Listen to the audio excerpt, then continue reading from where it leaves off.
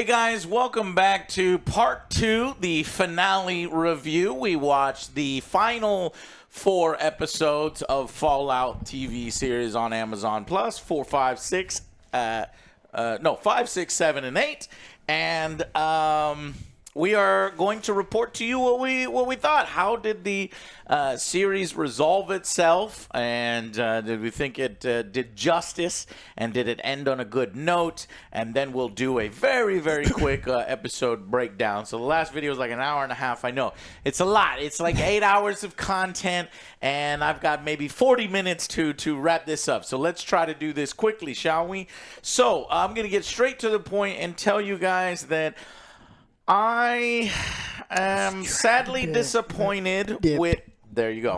I think we hold the same opinion, Joe. I think that the second half of the season is lesser than the first half. I enjoyed the first half a lot more. I'm actually surprised, just pulling up some of the credits here. The first 3 episodes was directed by the same person and written by the same duo person. The first 3.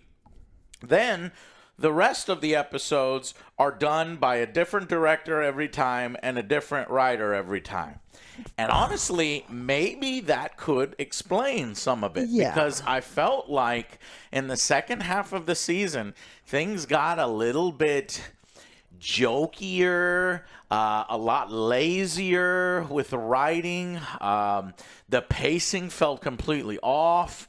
I was like, oh man, we're set up for some great character development and we're really gonna, care what's going on. And we didn't really get a lot of character development for everybody else besides Goggins. I will say that Goggins' character still makes it out of this pristine. He is the highlight of the show for me. So unfortunately, I didn't like the second half of the season as much as I liked the first. What did you guys think? I'm in the same boat as you. I felt like it kind of dipped. We run into some tropes again. Like, oh, they just happen to meet up again. Oh, that happens like every episode now. Yeah, it's like, what? I don't know if it just kind of felt rushed on that or what they were doing with it. But again, like Lucy's character and Max, their stories, it's like I don't really believe in the love interest going on. It felt like a forced love interest. There was not enough there to make me care. I'm like, all right, maybe they'll get together, but I don't give a fuck. No, not really. I did like a couple of the episodes a little bit better. Well, not from the first. I guess Vault 4. Yes, Vault 4 was kind of funny, had some good moments, but other than that, it's still kind of like up and down throughout. Yeah, like the second half actually made me question my ratings of the first half because, I try to give things the benefit of the doubt. I know people don't always believe me, but I went into them, I'm going to give this a fair shake. And then so I think that, okay, I can see where this is going, but like you said, it's so jokey and almost silly. Like the Vault 4 thing starts off really interesting, and then the end's kind of played for like a silly bit. I know Chris Parnell's in it, so it's it's going to be silly. And then everything just kept getting more. Was that the one-eyed guy? I liked him. Yeah, he's great. He's a great voice actor. And so they've got some really talented people involved here, but it's just, I think that the balance, so it's like the cracks start to show. Like you spend more time in the world and you're like, wait a minute, I don't necessarily like how everything kind of goes there. And they were building up to this big, epic confrontation, and it was like schmedium and like not all that epic, and just kind of, we didn't really get to see a whole lot. So I definitely didn't enjoy the second half as much as the first. Damn, that's unanimous for us. I think Joe and Alex both agree with me. What do you think? Put it in the comments down below. I honestly think that before I went into the second half, I'm over here, man, this might be better than The Last of Us, By the end of episode 8, I'm like, no, The Last of Us is a better adaptation. No one fell asleep during The Last of Us. And Joe fell asleep in the last episode, you son of a bitch. I shook him away. Watched like 3 hours, and then we watched a movie, 5 hours. Like, come on. I don't blame you. I don't blame you. I was awake the whole time. Anyways, and... Okay, so we have to talk about what the fuck happens at the end. Holy shit. This is a problem. This is no longer a side story. I was like, okay, cool, man. We're going to have a fun little side story in the Fallout universe, and then I can't wait for the next game to get what's really going on here, and this will be a fun little thing. No, this is the fucking story. Like, if this is canon, this is like the fucking, like, at least they're advancing the lore, but I don't know if I like the fact that they did so much with the canon and advancement of the lore, and I think maybe we're starting to break canon at least in some spots. I'm having some believability issues as a mega fan of Fallout and what we've learned in the past about who dropped the bombs. I'm having problems squaring this new idea. So we're gonna give a score here, and then we're gonna get into spoilers here. So I'll stay away from that. But just to let you know, if this is canon, it changes everything, and honestly, it trivializes some things. And shit, I don't know what they're gonna do with the next game, and what they're gonna do with the next season here. Yeah. At least they went all out, and that's good to go all out. But I needed it to hit on a higher note at the end, and I needed it to be worth it if you were going all out. If it was a side story, then hell, maybe we didn't care so much. Like, if it's just one of these vault experiments and not the whole fucking shebang, right? It's basically hard to tell you without spoilers. So, I think we're in agreement on that. What about the action? What did you guys think of the action of the second half? We have a battle between the Brotherhood and the NCR at the end. You guys satisfied by some of the action in the second half of the season? I was not satisfied at all. And again, this one was, even when we did get some of the kills, or not even kills, like some of the gory stuff, it was still kind of played for laughs as well. Yeah. It's like, that's not so the one big potential we had with Vault 4 is like that kind of discussing this. We do get a pretty gross scene in Vault 4 we'll talk about in the spoilers. But outside of that, the monsters and Goggins and some of the initial newness was holding up that first half of the season. Yeah. And the action scenes. Here, the action scenes are either too short, not enough, and few and far in between. No more real monsters shown in the background, and so it has to lean harder on the story bits and the premise, and unfortunately, it didn't do it. Outside of the Ghoul storyline with Lucy and Max. And a lot more of the Squire than I really thought that we would get, and a lot of scenes with the Squire.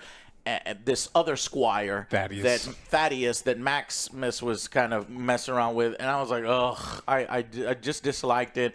He's going to be in season 2. It felt totally off. It definitely seems like he's coming back, and I'm like, gosh, damn it. So I don't know, a little bit of a dropped ball here at the end. Now, when you take first half of the season, really, really good, 1 through 4, and then 5 through 8 is definitely down here. Now let's aggregate them, and then I can give you the final score. But if I were to talk about the second half of the season only, let's go 5 through 8, I would probably give that a final verdict of, I'd go with a 6, slightly above average. I'm still liking bits, but there's a lot more misses throughout the episode. So I'm gonna be nice. I'm gonna go 6 out of 10 on the second half of the season. After we rate the second half, we'll give you a season 1 rating, and then we'll do our individual breakdown. So Joe, what do you think? I kind of agree with that one. I'm gonna go with the 6 as well, because like you said, it was like few and far between with the action scenes. I don't really believe that their story, Lucy and Max's, and their hijinks and the hijinks they kind of get into. It was too much comedy. It started becoming like Love and Thunder. Yeah, I completely agree. It's like you didn't know what to do, so you make it too much. Marvel-ish. Yeah. And then at the very end, I wanted to see like a badass epic battle. It was a little glimmers of badass. But I'm mostly like, why are you doing? That's fucking stupid. Are you an idiot? A lot of stupidity. You're running with the flag. The 2 flags are running. They don't even fight each other. Run past each other. It's just for the shot. They turn around. It was just for the shot. It's like, okay, I guess it looks cool. For the shot. I don't like that shit. Treat us like adults. Yeah, and no. Damn, man. It kind of fell for me, especially towards the end. I think I like it a little less. I I don't like necessarily where Lucy's story kind of ended up. I think there were some reveals in Lucy's story that was interesting. I really like the actually the only thing that I actually liked is the part of the first half I didn't like, which is her brother Norm. I think they took so much fucking time to get to spin their wheels in the first half that I thought it was a weak part. Honestly, that's the most interesting part of the episode. Right. The last half is that storyline. But Max they did nothing with, and so Lucy I didn't really care for, and I don't really care about Thaddeus or any of the other. I don't like the Brotherhood. I don't like the lore changes. They didn't try to work their way within the lore. They completely took it over as their own. Yes. They wildly changing stuff. Not only did they take it over on their own, now they're advancing it on their own. Yeah. It's like, Todd, did you give approval to all this? We're retconning some stuff that wildly changes. So I think I liked it a little bit less. If we'd gotten a big, satisfying set piece at the end where the fight scene looked cool, something like the what we call it the OK Corral thing. I just don't even think that the last half can be for me is above average. I think that this is average to below 5. Yeah. Okay. I could definitely see 5. I'm being a little nice, probably grading on a curve because of the first half, but I could totally see that. So 5 out of 10 for the second half of the season. Yeah. Okay. And honestly, a lot of these, wow, Amazon, you're betting on a second season, okay? Because a lot of the plot lines have been left completely open, and I don't like that. I need a more really satisfying conclusion. Yes, the main storyline, we got the mystery box reveal, but you can't, there was... By episode 7, when we went with Norman and he's discovering more, I'm like, wait a minute, this is episode 7. We do not have time to resolve all of the 3-4 storylines that's going on here. And ultimately, it was a very rushed final episode. Even though that was one of the longer episodes, it still was not satisfying. And the shock comes, but... It also lacked emotional gravity, when we're supposed to be feeling for the characters, when we're supposed to be crying, when we're supposed to be triumphant. It's not there. It's just like, okay, yeah, well, that's crazy. Well, and as a Fallout fan, I'm like, really? Are we doing? I don't know if I like that. All right. Well, shit. All right. So let's go ahead and give season 1 an overall score, and then we can jump into the individual episodes. So go ahead, Joe. Overall, first half started off strong and then dipped big time. I'm going to average it out at a 7, probably. Yeah, 7 overall. Okay. Alex? I was real high on the first half. It's because we get to the point where they're setting up potentially really interesting things, but the fact that they didn't resolve in a place that was interesting, I think it drops a little bit more for me. I think that it's a show with style. I appreciate the style. There's a bunch of cool stuff in there, but ultimately the storytelling wasn't up to snuff, and I don't think the action was up to snuff. There's some character lines I don't like, so I'm going to give this above average, but it's a 6 for me. That's where I'm also at. I'm at a 6 above average. I thought they got the look of it right. I thought they got some of the acting chops there, some of the dialogue. There did seem to be a drop in quality, tonal shift, and that it shows you, man, how important is it to have good directors and good writers and a unified vision. Stick to a unified vision. The first 3 episodes is a unified team doing the same thing over and over, which is where we were enjoying it. And then, for whatever reason, they're like, all right, just fucking director of the week, writer of the week, let's go in. And, everybody wants to put in their own ideas, and somebody wants to push things a little further, wants to push the jokes a little further, go a little sillier here, and then we become unfocused. And then the final person, fucking, I don't envy their job. Wayne Yip was the last director, and Guzman Sanju is the last writer. It's like, fuck, man, I got the hardest fucking job here. You want me to resolve all these things? And at the same time, you got to fuck around? I don't do anything. I won't resolve anything. Right. I'll reveal what you want me to reveal, but you coming? That's basically the end. Are you coming? It's like, yeah, but damn, man. Now I got to wait 2 fucking years or whatever, 3 years. Shoot, who knows? So, gotta find out what happens to Norm. 6 out of 10 overall. And that's an aggregate score to show you how much we were in it. Those first 4 episodes, now the one that I released, we were high. See, now I'm sure that video is being trashed and downvoted because we're so positive, and people have probably watched it past us, and like, these guys are idiots. They don't know what's happening. You watched it the first now day I it need to came put in out. the title. Those are episodes 1 through 4, even though we said it like 1,000 times.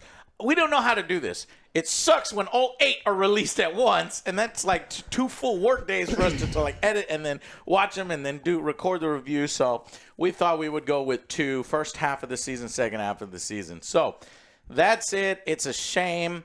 I don't think it is a bad show. No. I don't think it's a bad adaptation. It's a good one that ended disappointingly and could have fleshed out its characters a lot better.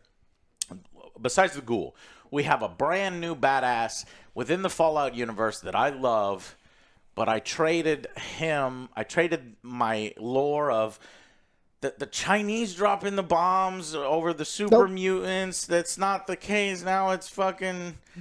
It's the vault. I know I'm going into spoilers, but what? I mean, this is the second half. All right. Anyway, sorry about that. So 6 out of 10. Let's go into the individual breakdown in the spoiler section so we can talk about it.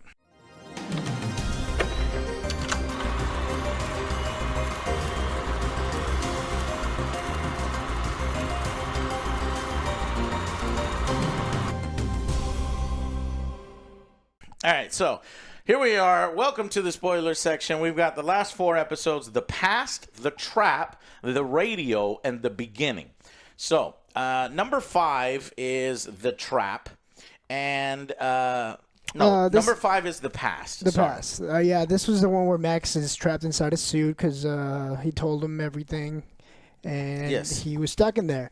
And guess who happens to walk on by? Lucy's here. Like, I gotta roll my eyes. What She's are you walking doing in the here? exact same spot. It's not like she has I guess what they're trying to say is that she has a tracker to the head. I think it was a single line drop in the whole thing, but whatever. It's never shown. It's not conveyed, and it looks too cheesy. The fact that and this is just the beginning in these next 4 episodes where it's convenient. She shows up in the exact same because spot. again, the head is gone. She has a tracker, so she in the area of the head is what people are going to argue against us, but it's way too good. This is a huge city, and there's a railroad track under one awning of Los a huge Angeles? city. No, it's tiny. It's walkable. ridiculous. It's a walkable city.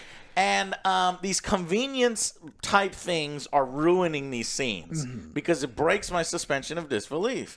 So the Vault Dweller shows up at the exact point that the other guy left, and the scene ends poorly, by the way, from the last episode, because Maximus could have just fucking told him what happened to the night for real instead of letting it be unspoken. This guy was trying to fucking kill me, or he was like, make me go up against a bear and whatever. It's just, I hate that thing, the unspoken thing where he doesn't talk to him. The bear killed him. Right. The bear killed him. That's it. That's Stupid. what happened. So anyway, she shows up, and immediately she doesn't trust him. But what? That goes against her character. Did you not get the fucking notes from the last 3 episodes? Or from the last 4 episodes? Worn down and tired. She reveres this guy. And she even saw him flying over, and she was like, wow, that guy's great, even though he was like, oh! And she also saw his didn't face. know that. But she was, she trusts him. But here, she doesn't trust him. And she, but okay, fine. She has to retrust him again. And he's like, all right, whatever. Then he says he's a knight, lying to her, setting up that thing that we always find annoying, and that gets set up. I'm Titus. You're Maximus, but whatever. And finally, we see that Vault 32, all these dead people in Vault 32 are trying to get into Vault 31. Once they figure out the truth, and it is revealed later on what the truth is. Anyway, she makes a deal with the knight to help each other. You help me. Getting sick. Go ahead, and you help me, and. Yeah, because she's just getting radiation poisoning, so she was about to pass out. It's like, hey, we're both going to die. Like, you got to do this. So. And if you help me, then your knights can show up and help me get my dad. Okay, let's work together. All right, let's do it. And then she mentions Reclamation Day, so I'm like, oh shit, that's from the video game, and they're gonna go up top and restart civilization and all this other stuff. So again, some more Easter eggs and stuff, and then we do the vote for the new Overlord, and of course, motherfucking Betty wins. But why does Betty win? And fucking Norman is like, what the fuck is going on? He searches through things, he finds. Everybody from Vault 31 is winning over and over and over. It's a foregone conclusion. This is fascinating. We still don't know what's going on. Yeah. And Betty's kind of acting a little weird, too, sometimes. I like it. This is good stuff. Then we see a problematic scene with the timeline here. If video game fans will find this one annoying, they don't know the time, or they're walking around, they don't know the timeline. She's like, tell me about the past 200 years, and then he thinks the bombs dropped already, but that's because when he grew up as a kid, a bomb dropped on Shady, what's it called? Shady Sands, and that which was the new capital of the new California Republic. She's shocked because it's like, how can that be a new capital when we were going to do this? Is she's questioning herself, and then we get a bridge scene. Cool scene here. I like this because this like helps flesh out the world where it's like, you know, how would you really approach this situation? Because it's like they're probably armed, we're probably armed, and it's like, and then when you get up close and you see how they never brush their teeth, you're like, oh, they're gonna kill us. Remember, brush your teeth, and people won't trust you. So she like gets the gun, and then they have to shoot each other. He gets injured, and they deal with that. What else? Norman asks about Vault 31 to somebody from Vault 31. Which was the pregnant lady. And she goes, well, gee, mashed potatoes were a little better. What has your dad told you? He's like, oh, not much. Yeah, he's like, that's weird. That's exactly what my dad said. And it's like they're told to say something. And so that mystery's good, and I like it. And then a cool line, everybody wants to save the world. They just disagree on how. I like that, and they're talking back and forth. And then they end up at the Hawthorne Research Medical Lab. She goes in to get him a medical kit because he's been shot by the hobos, or the cannibals. And then they get captured. And it turns out that this place is Vault 4. And then also, simultaneously, the Overseer announces, we're going to repopulate 32. And we're going to move everybody over. And since we still don't know the mystery, I'm like, oh, fuck, those people are dead or something. I don't know what's going to happen, but I really liked it. So they had a scene of assigning everybody rooms and played the music. So they're still doing elements good here and there, but yeah. So this is one, and then that's it. Then they get put into a vault. They get knocked out, and they wake up, and they're in a vault. So this one... It was a big stumble for me, a first big stumble. The tone's off, the convenience here. There's not much going on, and the lore and stuff. So I go 6 out of 10 for episode 5. Yeah. Agree with that one. I'm going to go with the 6 as well. I was honestly more interested in the Vault stuff that was going out on that side. Yeah, Yeah. Alex, 6 out of 10? Perfect. Cool. Episode 6, we get a great opening. This is the 40s opening with Walter Goggins, and he's now the advertisement guy for the thing. And he gets done with the advertisement, and he's like, oh, man, I don't know if I really like this stuff. And let's just go home. And she's like, well, we're throwing a party. And he's like, all right, let's just stay for a few hours. And she's like, is that our house? He's like, God damn it, I feel for the man. It's like, get the man a break. Anyways, so he has history, basically, as the advertisement for, you know, Alex says he's the actual Fallout boy, but it's like, but his hair is blonde. I guess they just wanted to change that. Change it up. So the ghoul gets taken by these cops. So he's laying on the ground from the supermarket battle or whatever. So cops show up. Hey, you're making trouble for these legitimate businesses. They're hired guns government to protect the new government. Apparently, this this guy thinks he's the president, which is fun because, of course, you know, in the post-apocalyptic world, you have people like a little act town. like exactly. Yeah, but this is also the episode that I liked, and because it has the Vault 4 creep show, I'll call it. You could tell there's some uneasiness. These people are all like, hey, you know, and they're so warming and welcome, but then they're starting to notice they got mutants everywhere, and they're like, what's going on? And so that mystery was interesting. And then, the surface dwellers have a tradition. It's too rowdy for me, but you can join them. It's just, I'll join them. And everybody gets naked. It's and a blood orgy, pretty much. Yeah. We get a fucking bunch of fucking floppy titties and old man balls everywhere. And they take their clothes off and they're worshiping. I think this was just nudity just for shock value. For nudity's sake. There it was didn't feel... no purpose for no that. Purpose. No. They didn't even take their bottoms off. They just took the tops off. Yeah. And it's like, everybody look at my tits or my... Okay, just cool. No purpose for that. Again, what's going on here, guys? And they're worshiping the Blood Mother, which turns out to be the NCR leader, Moldova, whatever her name is.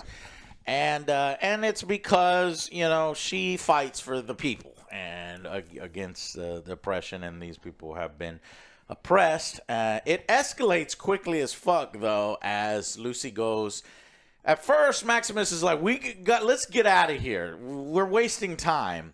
But then he's given caviar, he's given his own room, TV, water that he can drink at any time. This is amazing. A hot shower? A hot shower. So I like that scene. It's fun. And he's eating popcorn and watching TV, and he eventually becomes complacent. While Lucy is discovering, she's all happy at first, trusts these people, but then she's like, wait a minute, something's going on. She goes to level 12 where they tell her, there's a great scene with, what's this comedian's Chris name? Parnell. Chris. Great scene with his overseer. Just his attitude is perfect, the one-eyed guy. He's funny. And she's like, well, what's on level 12? He says, we don't talk about that. Go on, skedaddle. How dare you speak of this? And she looks back, go on. And I'm like, but you've been so nice so far. So she goes to level 12, and it's a horror show. It's like she watches a video that clearly happened a while ago where there's a pregnant lady giving birth to fucking tadpole baby monsters. They're like little gulpers. Which proceed to fucking eat her alive. And we're like, holy fuck, whoa. And then a scientist guy comes in and she tries to hide, and then he hits the alarm. Which, by the way, is like one of those script doctor things. You hear a weird noise and moving around. He's not waiting to actually see the vault dweller. He's like, fuck this, man. I'm hitting the alarm immediately. Yeah. He didn't even see her. And I was like, okay, cool. But, there's very few cool moments there. But anyways, it escalated quickly, and weird stuff's happening, and they capture her, and she's punching everybody. Eventually, She they threw subdue acid her. in the guy's face. She did. She calls that out later on. Because it turns out that, they interrogate her first, and she still thinks they're super, fucking evil. And they're like, explain it. And they show her a video. And it's a video of the scientists that Goggins was talking about in his advertisement. Scientists are going to do this and that. Well, apparently they had no regulations, and they started splicing human DNA with the mutant DNA that can handle the radiation and all this other stuff. And so generations and generations. And it turns out the overseer, he's like, yeah, that's my my uncle on my mother's side or something. It's for a throwaway joke, but it's hilarious. And, so it's basically they were experimenting on these people, and these new vault dwellers have come in, and they're doing the right thing, but it looks as if they're doing the wrong thing from the outside. And he's like, what is your vault experiment? She says, what are you talking about? My vault doesn't have an experiment. It's like, yeah, it does, lady. You're ignorant. But then she's like, well, you don't get away with this shit.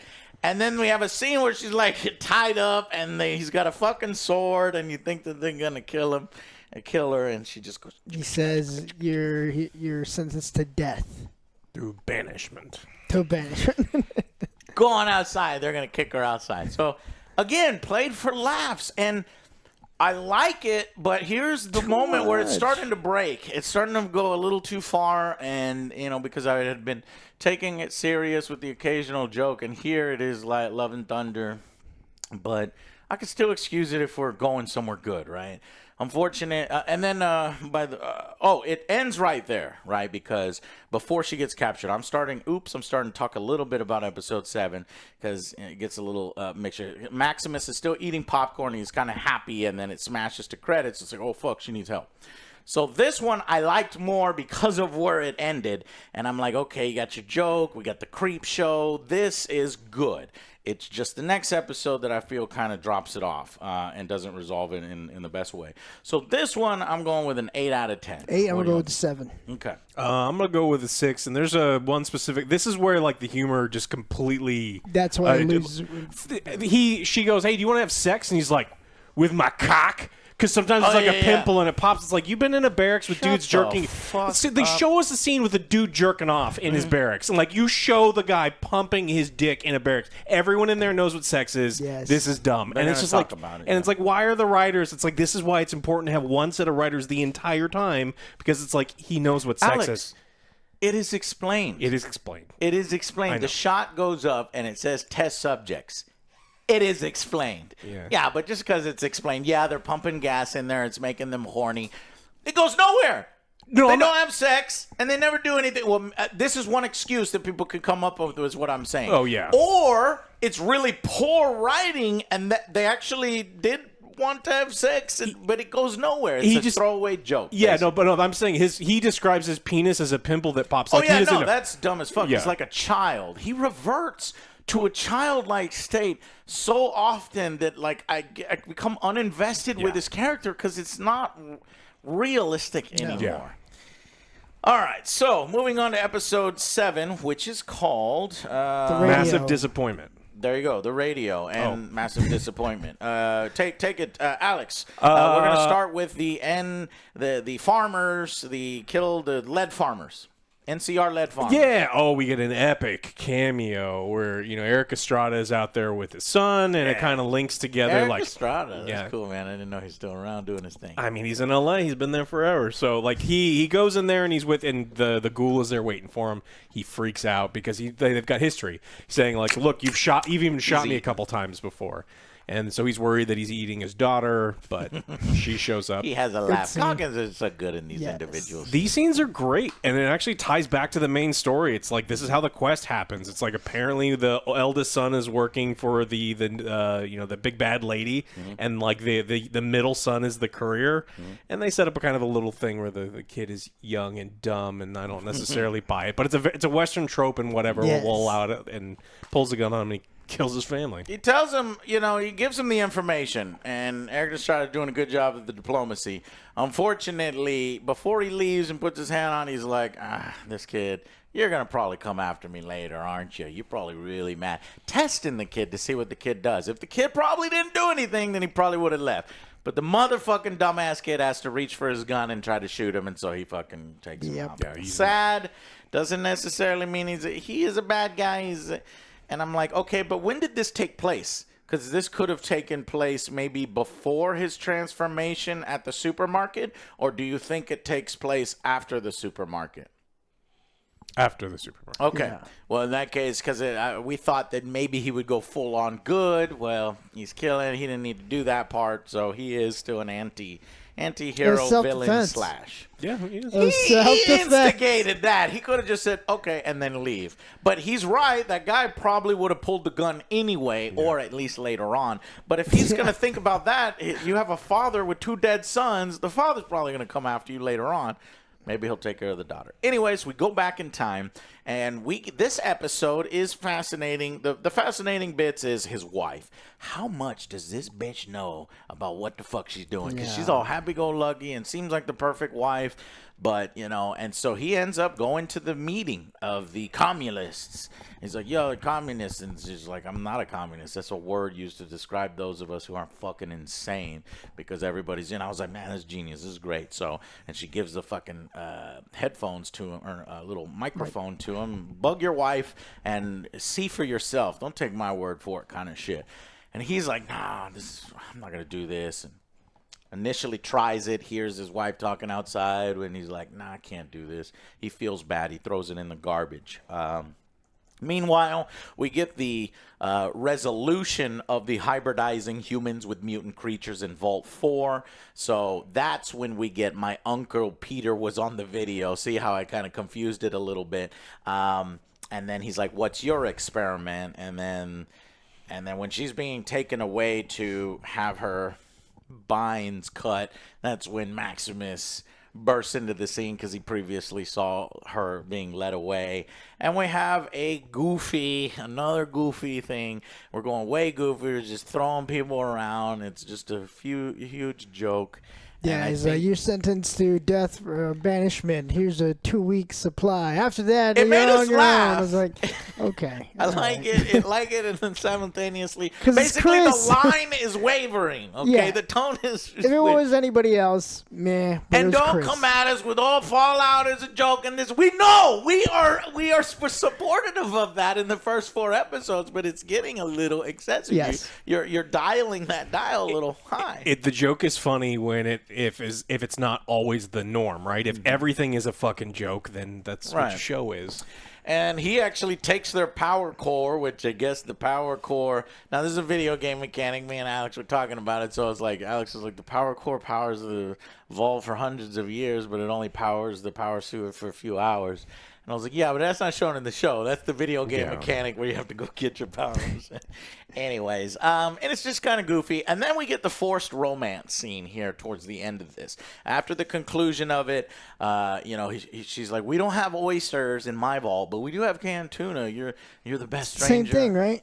Yeah. That's Not what the she fucking same That's thing. what I she love said. oysters, and I don't really like canned tuna, Joe. You just don't eat fish, so you don't fucking know. Joe, please. There's got to be some That's fish what that Lucy you're gonna said. like. Anyways, she's like, yeah, it's pretty much the same thing. I'm like, no, it's not. So anyway, she's like, come live with us in Vault 33. And then she's like, with me? Because you had a taste of the good life. Yeah, but I didn't buy their connection here. I guess it makes sense because they're both idolizing, and they're doe-eyed and whatever. But just doesn't it? You could tell that the show thinks it's better than what is being conveyed to us. He confessed. Now, I will give him credit for this, and the show didn't drag it out. Mainly because we got no fucking time to drag it out. He tells her right away, wait a minute, I'm not who you think I am. I'm fucking Titus, I'm fucking Maximus, not Titus. She doesn't care. They laugh about it, in fact. The wasteland sucks. And I'm like, oh, good. We don't have to fucking do that at least. Then we go to the DJ Carl stuff where, the chicken fucker's about to kill himself. Then he helps the squire, gives him some, I thought this was fake elixir and just like snake oil. He just ghoulifies him. But it turns out to be real. He's ghoulified, and its leg fixes itself. And I'm like, all right. So we're allowing the meta packs, but I was like, is this too much? And I was like, no, because we allowed the meta packs. This is fine. It had a good explanation. Initially, I'm like, I thought maybe he was on drugs and his leg is still fucked up and he just thought it fixed itself. Because I was like, how does this make sense? But they do kind of make it work later on. And they say he gets shot in the neck with the trap and it ghoulifies itself. And he's like, I think you're a ghoul now.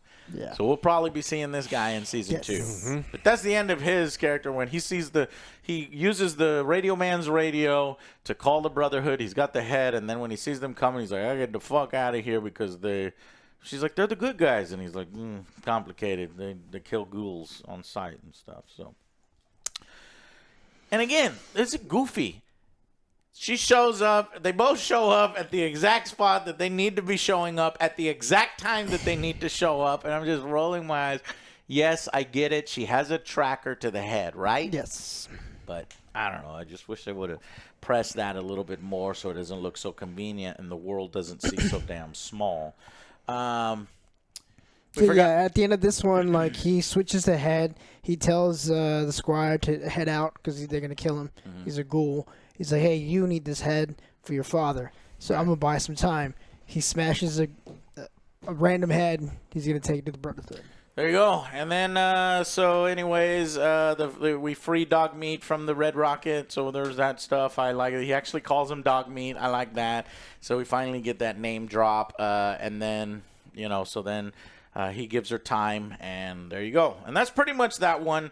I thought another. I think this also is the one where Norman. Yeah. So there's the Norman actually stuff. goes to 31, and he sees something in the back. He sneaks away after the transfer of people, and he asks the Overlord at 31, "Hey, I got to return as Betty." Yes. And then they don't show it. There's like machinery talking and robot voices, and then they smash to black. And I'm like, man, this is a great mystery. I was really into this shit. At first, what did you think it was? Because I thought it was robot bodies with brains being put into the body or something like that.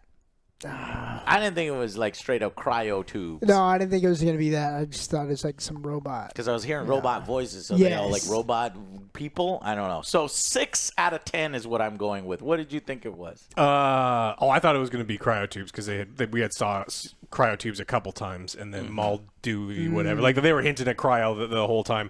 I didn't necessarily like this episode. I don't like the forced romance, and then honestly, I think that we needed to. Too many jokes. Like we're getting to the point where, and they're not funny. Like if I'm like giggling at them, then that's one thing. But the whole Vault 4 just being played for like a bad laugh that didn't come out of me. It's like, had that been a serious situation that they did have to fight their way out of, and then the vault closes behind them and they go, "Whew," then like I would have appreciated it more. Oh, they give the fusion core back. Let me mention that, Yeah. and you know, because they're trying to be good people. Yeah. So, but I agree with. I think I like the jokes a little bit more, and I'm wavering, but it's like we wasted a lot of time, and it's like, what's the point here? Let's go. Yeah, 5.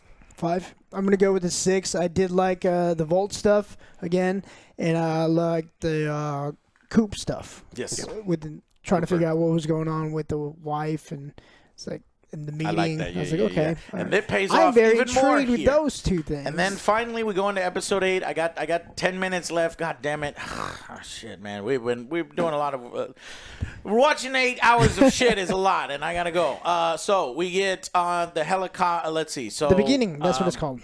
Yes, the beginning, and basically we give the head to the fucking Brotherhood. They say, "Oh, there's a fake head," and it's stupid as fuck. They like so he betrays them, and then he takes them into a room and says, "Now you will be by my side as my co-leader." Yeah, because he took what he wanted, and he represents what the Brotherhood should be instead of what it's devolved into. I guess it's explained, Joe. It is explained. Oh, and the lady that it turns out she cut her own foot. And she saves his life by saying, "No, I cut my own foot." He's like, "Oh, that scared to loyalty go is to very the so it's like, wild. Like, all right, what's going on here? Now they go to war. We got to go to war. They have the head. They're going to get the technology. The Brotherhood flies out. We have the Norman discovering it's a brain in a jar on a robot, and it's Bud, the same kind of annoying guy that was in the thing. So apparently, he oversaw his project and lived forever and put his brain in there. And it's a fun little overseer. I like this stuff. This was cool. And then he's like, "Don't go in there." He's like, "You'll never find out." And he's like, "Oh, you're finding out, damn it. Stop right there so I can stab you with my fucking needle." And he misses. See, this is the comedy I like, and I'll allow here and there. But when it's like 30 minutes of comedy or 20 minutes of comedy, you're like, oh shit. All right. Anyways, and then we get the reveal of the whole shebang. He tries to get close to her, so he uses an excuse to go into the Vault-Tec building and wait. He's got a fan that wants to meet him. While he's doing that, he's listening in on his wife. They're in the room from that movie, that famous movie. It's like a war room where he rides the nuke down. Do you know the name of that movie? Slim Something Pickens, yep. Doctor Strange or something like that. I know something about that. Doctor No. Strangelove. Anyways, it looks cool, and there's evil corporations, and they go for it, man. They say, we get the lore where it's like, okay, each vault will be an experiment. You could take a few, you take a few, and then we will repopulate the earth afterwards with whoever has the best idea. And one idiot even goes, "Man, there's a lot of profit in the end of the world," or something. I'm like, yeah, There's no profit. that doesn't make sense. Now we're on bottle caps. What are you talking And then we about? can make super mutants. It's like you already made super mutants. It's what the reason why the whole conflict is happening. The bombs are supposed This to is drop. what bothers me, because that maybe alludes to the fact that there weren't any super mutants and they were going to make them later. Now, all of these line drops, I think, are actually quests and from the various video games. They're trying to pay homage, but simultaneously, you're almost rewriting lore. Now, I'm seeing a huge internet debate. Some people are like, "Hey, this does not break this and this and this," and other people are like, "This does break this and this and this." We could do a separate video on that. We don't have time for that, but to me, what did you think of this reveal? I think it's terrible. The fact that, well, it's like, look, it's potentially interesting that Vault-Tec was the one that actually started the world war that ended all the wars, right? And so it's potentially interesting. The problem is the writer of the game series told us what happened, unfortunately, and honestly, I don't think it fits with what I remember of the video games. I can fix it, but this was not mentioned in the show, and this is what we're doing for Disney Star Wars. So I was like, let me fix her. She's not that crazy, Joe. Hey, let me fix her. She got some good aspects, right? Okay, so one of it is that them bitches are crazy. They fired off the nukes themselves, and then America was like, "Oh, we just got hit with nukes. Now we fire over there, and China's firing." Yeah. And so you can have both. So okay, but talk about that. Maybe we'll get that in season 2, and they realize, oh fuck, we fucked up a lot of lore things. All the lore people pointed it out to us. They're probably gonna reverse face, try not to piss off the fans, and explain everything away. Anyways, I gotta go. So let me go here. So his wife's crazy. And she's the one that says drops the bomb. And I love the way this is filmed. Like, his ears go out. He's like, yeah, his whole world is. And now we know why he fucking divorced his wife and why he was with his little daughter on his own, right? Yeah, that would definitely do it. That would do it. Definitely do it. All Let's right. fucking nuke America. We should get divorced. Now Lucy shows up and she realizes her dad is a piece of shit too. Somehow, although this is never explained how she's able to outlive things. Clearly, she probably came from Vault 31 with all the other rich people, and she just disagreed and then left. You know, just like the mother disagreed and left. You know, it's implied maybe they were in a relationship or just really, really good friends or something. He's like, well, your mom left, so then I nuked Shady Oaks. And so her father is responsible for nuking Shady Oaks, killing her mother, turning her into a ghoul, and it's fucked up, and it's crazy, and she gives her the cold fusion. She puts it in the bottle, and it powers. And I think this is a visual shorthand because it's fucking stupid that she puts the cold fusion in, and then all of a sudden all the lights pop up. This is a little later on, all the lights. I'm shortening it. But it's shorthand, right? Because obviously they didn't have everything, a power grid set up for the previously. 200 years. Shorthand. Anyways, it's just kind of too much.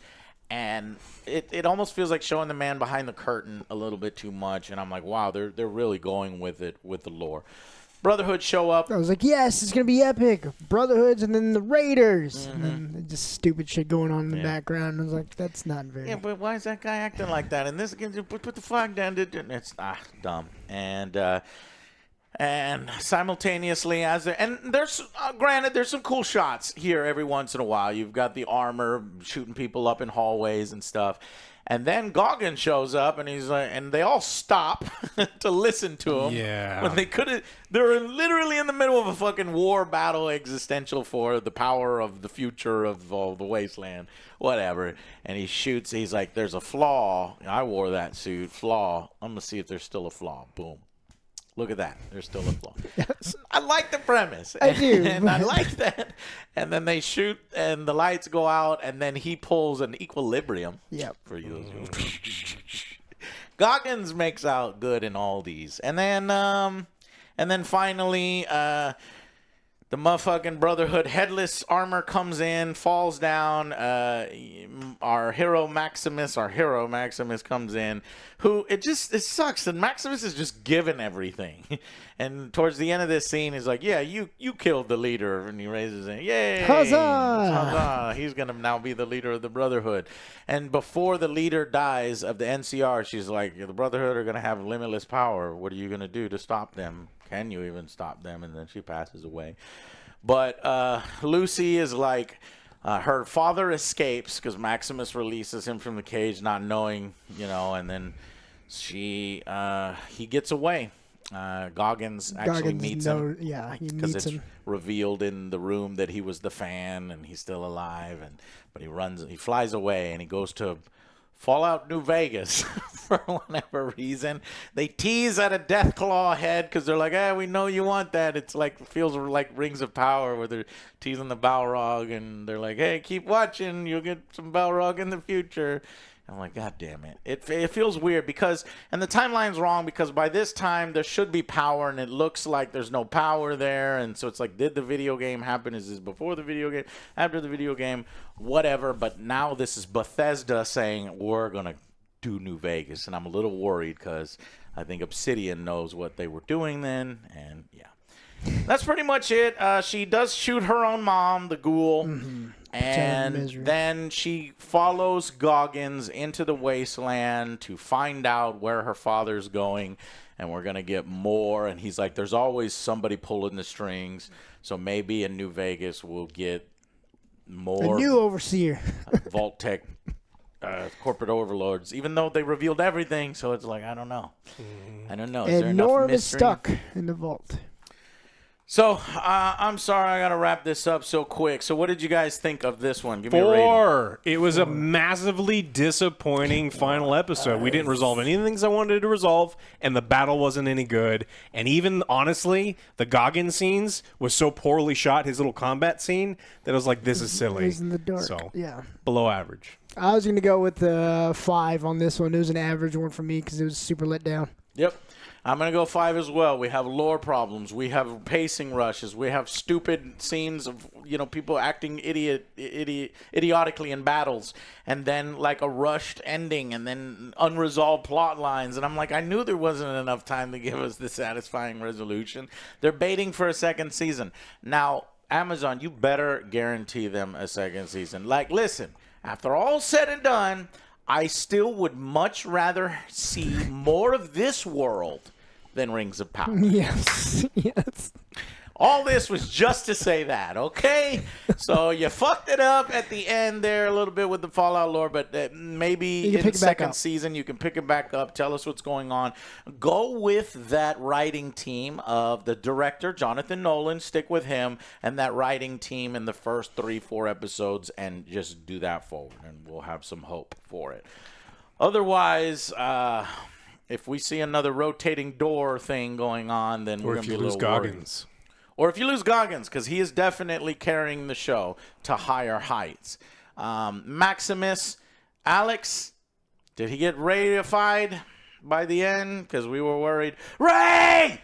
I mean, he failed upwards the entire thing, and I don't think the story was any good. Yeah. I didn't really like his character all that much. The way... Lucy, I liked... I liked her waist transformation into the, like, wanderer with her armor and stuff, but then she kind of fell off too a little bit. But I liked her better. Goggins, Lucy, and then Maximus, basically. Actually, Goggins, Dog Meat. And then You do not leave out Dog Meat. He's the best boy. All right, guys, that's where we're going to end it. Thank you guys so much for watching. Sorry to wrap it up so quick. Let us know down in the comments what you thought of it.